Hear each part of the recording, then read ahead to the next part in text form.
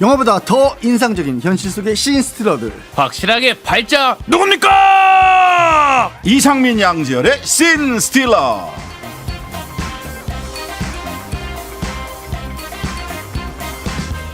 한 주 동안 정치권 화제 인물을 만나보는 씬 스틸러, 양지열 변호사, 이상민 크리에이터 두 분과 함께합니다. 어서 오세요. 네, 네, 반갑습니다. 안녕하세요. 이상민입니다. 우리 이상민 크리에이터는 드디어 야. 부활하는 개콘 야. 내일 모레 맞습니다. 첫방 일요일 밤은 일요일 밤은 개그 콘서트와 함께 하시죠. 와. 11월 12일 밤 10시 25분부터 시작됩니다. 이게 얼마 만에 돌아오는 거예요? 거의 3년 만에 돌아오는 격입니다. 네. 근데 그 정치 풍자 개그도 있나 봐요.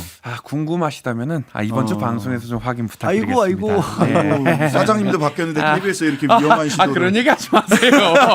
개그맨들의 순수한 열정 만나실 수가 있을 겁니다. 알겠습니다. 네, 고맙습니다. 예.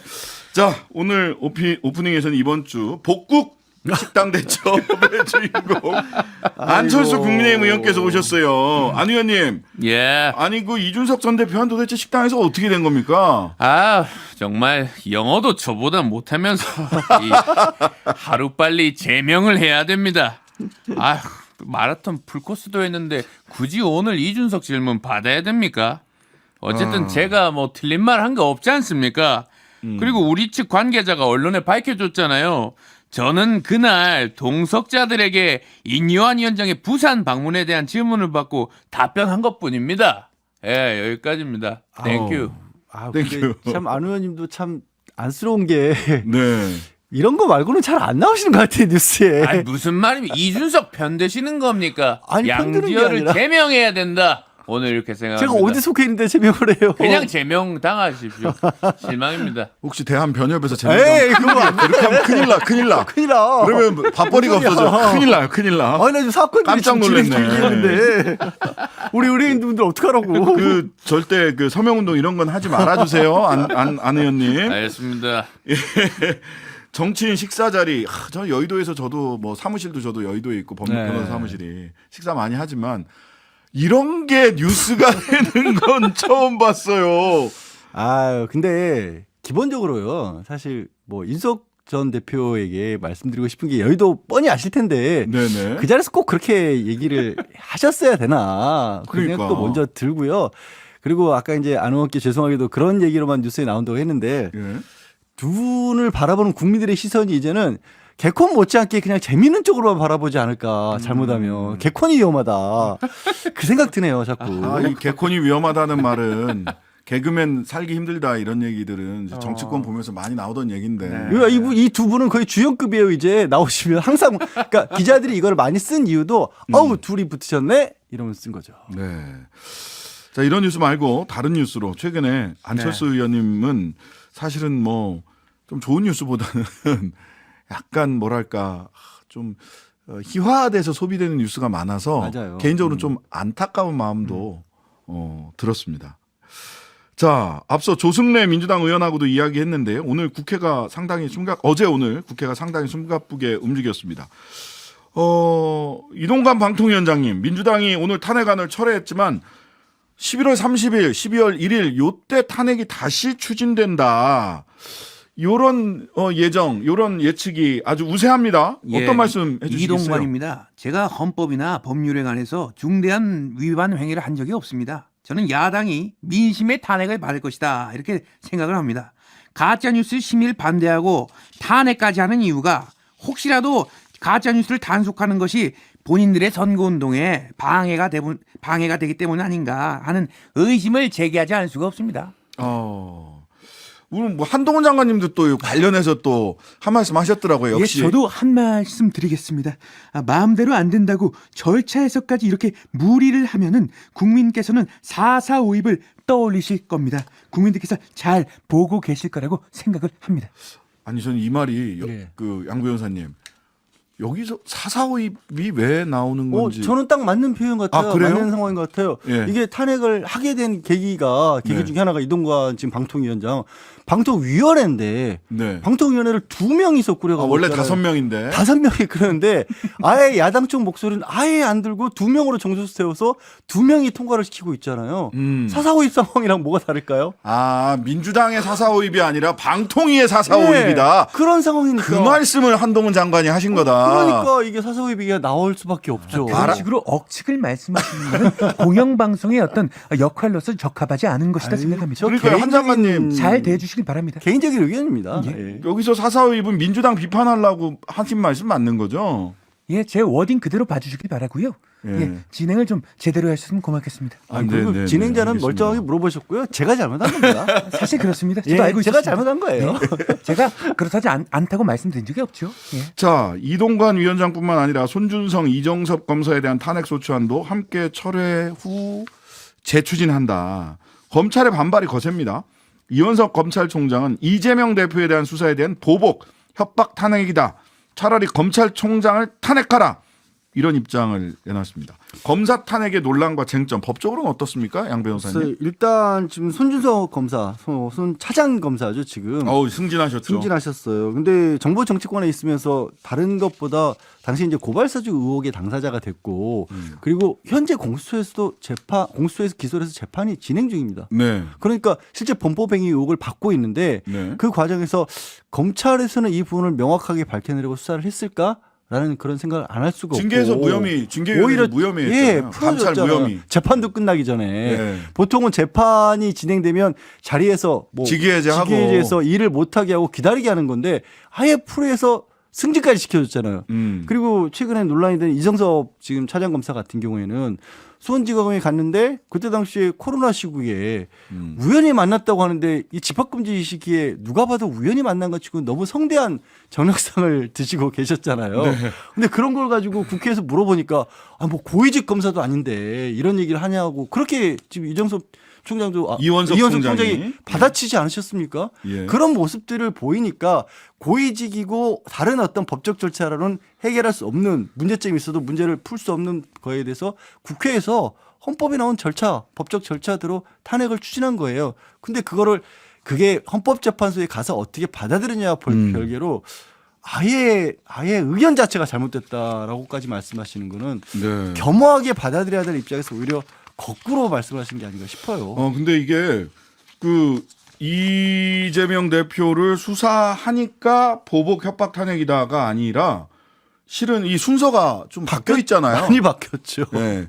이정석 검사에 대한 이야기가 나온 이후에 그 비슷한 시점이긴 한데 이재명 대표 수사 담당 차장 검사로 간 건 얼마 안 됐습니다. 지금까지 수사를 해왔던 게 아니라 수원지검 차장검사로 가서 맡은 거죠. 그러니까 시간적 순서가 좀 뒤섞여서 이야기가 되고 있다라는 점. 자, 여당이 어제 그래서 사실 이동관 구하기, 손준성, 이정섭 구하기 아니냐 언론에서 이런 비판도 있는데요. 필리버스터 철회했는데 그러니까 언론에서 아니 그렇게 부당한 법이라면 국민들한테 그게 부당한 법이라고 노란봉투법하고 방송 3법 그걸 얘기를 해야 될 거 아니냐. 라는 비판을 전격적으로 우리 김기현 대표께서 받아들이셔서 온라인 필리버스터를 하신다고 합니다. 왜 국회에서 안 하고? 예, 김기현이고요. 대선 패배 이후에 걸핏하면 나오는 탄핵 주장에 이제 넌덜머리가 날 지경이에요. 우리 윤재욱 원내대표가 말한 것처럼 소수당의 반대 토론 기회마저도 국무위원 탄핵에 활용하겠다는 아주 악의적인 정치 의도를 묵과할 수가 없고요. 온라인으로나마 노란봉투법과 방송 3법이 정쟁 유발 악법임을 국민께 제가 설명드리려고 해요. 예. 네, 아이고 많은 조회수와 많은 따봉, 좋아요 기원 드리겠습니다. 온라인에서 예, 예. 얼마나 많은 구독도 분들이. 부탁해요. 예. 예. 자, 김기현 대표 나오신 김에요. 당내 이야기도 좀 여쭙겠습니다. 이뇨한 위원장이 불출마와 험지 출마 요구하고 있는데 아직 다 시기와 때가 있다 이렇게 얘기하시대요. 아니 모든 일에는 이 시기와 그 순서가 있는 거죠. 요즘 언론 보도를 보니까 너무 아주 급발진하고 있는 것 같아요. 뉴스 하이킥도 너무 급발진하는 거 아니에요? 정치율 급발진하고 있고 이거 막. 어쨌든 급하게 밥을 먹으면은 어떻게 돼요? 이 최악이 십상이에요. 그 점 제가 지적한 거예요. 예. 네. 자, 그렇네요. 아, 근데 언론이 급발진을 하는 게 아니라 언론을 이용해서 국민의힘 내부에서도 좀 급발진하시는 분들이 계신 것 같아요. 김기현 대표 많이 서운하셨을 것 같은 게 사실 최근에 하신 말씀도 아니고 예전에 하신 나 국회의원으로 살 거 다 했다, 다 이뤘다. 몇 년 전에 한 얘기를 갑자기 꺼내가지고 그 몇 년 전에 한 얘기예요? 전 최근에 한 얘기인 줄 알았어요. 이 시점에서 이 얘기를 딱 갖다가 하면 김기현 대표 물러날 것 같네라는 생각을 들게 만들잖아요. 그러네. 김기현 대표 말씀이 아닌데 김기현 대표가 다 이뤘다 그랬어. 이제 나가실 때 된 것 같아. 언론을 이용한 순서가 내부에서의 중요하다는 거죠. 타이밍이 생명인데 어떻게 그렇게 그러니까. 폄하하세요? 그 얘기를 언론이 한 게 아니라고요. 같은 당 의원이 하셨어요. 자꾸 그러지 마세요. 응원해 주셨어요. 응원. 김 그래요? 대표님. 고마워요. 이제 혁신이를 한번 모실게요. 예. 이뇨한 위원장은 이제 우리 홍준표 대구시장 만나셔가지고 홍준표 대구시장 완전히 물 만난 고깃인데요. 듣보자. 이런 얘기를 너무 많이 하신 거 아닙니까, 홍 시장님? 안녕하십니까, 홍준표입니다. 이뇨한 위원장이 내보고 도와달라 그랬는데 요즘에 하도 듣보잡 떨거지들을 설쳐가지고 난 싫다 그랬어요. 대통령의 허가오이하고 이용해 먹고 대통령 뒤에서 뭐 하는 겁니까? 아마 최근에 대통령이 많이 깨달으실 겁니다. 네요, 정치 30년 했어요. 이 당의 본류입니다. 듣보잡 동원해가지고 이준석에게 다시 들어오라 이러면 이준석이 돌아오겠어요? 참으로 가짠다. 내 꺼내봅니다. 아이고야. 참. 대단하십니다. 듣보잡이라는 얘기를 한 7번 하시더라고요. 그러게요. 원래 지금 생략해서 우리 이상민 씨가 그나마 좀 순화시킨 거고요. 원래 발언에는 계속 듣보잡이에요. 깜짝 놀랐어요. 아니 근데 그거 상대방이 명예훼손이나 모욕으로 근데 아니 판결이 그게 난 적이 있어요. 근데 진중권 씨가 변희재 씨 듣보잡이라고 했다가 300만 원인가? 여기는 주어가 빠졌어요. 그래요? 예, 홍준표 시장 검사 출신이잖아요. 주어 목적어가 없어요. 그거 없이요. 왜 자꾸 이거 여기도 뭐야? 여기는 뭡니까 이거? 주어 없이 인류한 얘기하세요. 편입니까? 목적어 없이. 참. 자, 황자하게. 한편 또 이제 이 어르신이 등장을 하셨는데 김종인 전 비대위원장이 이준석, 금태섭 두 사람 오늘 같이 만났습니다. 이번 주 많이 바쁘셨네요. 나는 김종인이라고 봐요. 혁신이가 이른바 처방은 잘했는데 환자가 그 약을 먹지 않으면 어쩔 수가 없다고 봐요. 그렇기 때문에 환자가 약을 먹어야 되기 때문에 환자가 누구냐고? 누구긴 누구야? 국민의힘이지. 그렇기 때문에 최종적으로 영향력을 행사하는 건 용산인데 용산만 지금 사람들이 쳐다보고 있는 거 아니겠어요? 이 변화는 대통령이 자세히 달려 있다고 봐요. 그렇기 때문에 변화해야 될 사람이 대통령이면 환자가 대통령 아닙니까? 그렇게 곡해할 필요는 없다고 봐요. 사회자가 노인을 갖다가 이렇게 얘기하면 안 된다고 봐요. 참 근데 좀 김종인 어르신한테 좀 신뢰될 수도 있는데 언제부터 대한민국 정치권에는 원로 내지는 이런 어르신이 김종인 이분과밖에 안 계신가요? 직업이 원로이신 분이. 그러니까요. 또 찾아가셨는데 사실 이뇨한 혁신위원장 혁신한다고 하시면서 첫 번째 얘기가 대통령을 사랑하면이라는 말씀을 하셨잖아요. 맞아요. 사랑한다면 불출마. 지금 대통령과의 사랑 때문에 혁신을 해야 되는 건지 대통령의 사랑 때문에 국민의힘이 혁신을 해야 하는 건지 저는 참 내가 당부드리는 거는 내가 추워도 내가 권력에 대한 욕심이라는 게 없는 사람이에요. 지난번에 대통령 출마 선언했다가 접으셨는데. 추워도 없다고 봐요. 그렇기 때문에 진행이나 좀 제대로 해달라고 봐요. 그나저나 이준석 대표랑 금태섭 전 의원이랑 함께 신당 만드시는 겁니까? 이게 홍준표 대구시장 뭐라고 그러냐면 이준석 신당인 줄 알았더니 김종인과 아이들이네 이렇게 페북에 또 올리셨어. 내가 두 사람을 잘 알기 때문에 그거는 내가 사랑의 오작교처럼 두 사람이 서로 만나고 싶다 그래가지고 내가 미팅 소개팅을 내가 시켜준 거로 봐요. 그렇기 때문에 두 사람은 합리적인 사람들이기 때문에 결국은 함께 할 수 없을 거라고 봐요. 함께 할 수밖에 없다. 그렇기 때문에 비명계는 자기네들 필요에 따라서 어디든지 가는 거 아니겠어요? 잘 지켜볼 필요가 있다고 봐요. 네. 자, 50석이냐 0석이냐 어디까지 가는지 좀 봐야 될 것 같고요. 한편 신당 이야기에 총선 구도와 선거제도까지 복잡하게 얽혀 나가는데 이준석 오른쪽에서는 소위 보수 쪽에서는 이준석 신당 또 진보 개혁 쪽에서는 조국 신당이 나올 수 있고 이걸 막기 위해서 병립형으로 돌아간다 이런 얘기들도 지금 언론에서는 이런저런 분석들 나오고 있는데 앞으로 이 선거제도 관련해서 좀 주목해야 될 포인트는 뭡니까 양 변호사님? 아니 지금 나오고 있는 특히 조국 전 장관 관련해서 지금의 비례대표제를 유지를 할 경우에는 신당이 아니라 열린민주당 아직도 살아있더라고요. 살아있어요. 뭐 이런 걸 통해서 나오실 수도 있고 민주당의 일부 또 부담을 느끼시는 분들이 있을 수 있기 때문에 그 부담을 줄이면서 나올 수도 있을 것 같고 병립형으로 만약에 예전처럼 바꿔서 돌아간다라면 네. 무소속을 하시든지 그런 방법도 있지 않을까. 신당까지 가는 것보다는 조금 더 폭이 좁은 그렇게 좀 가시지 않을까. 네. 어쨌든 간에 제도의 변화에 따라서 어제 또 장성철 소장은 제도가 어떻게 변해도 병립형으로 가도 또 현행 제도가 유지가 돼도 이준석 신당은 계속 간다. 이렇게 얘기하시더라고요.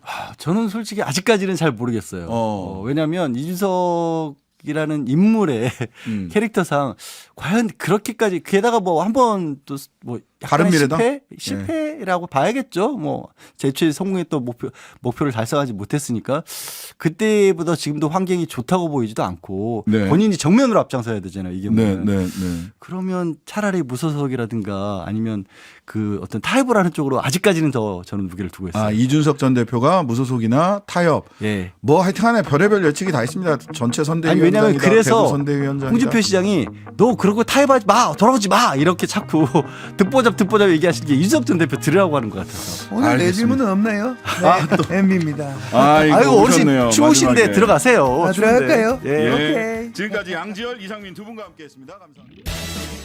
하루 종일 기다려지는 진짜 시사. 평일 저녁 6시 5분 신장식의 뉴스 하이킥.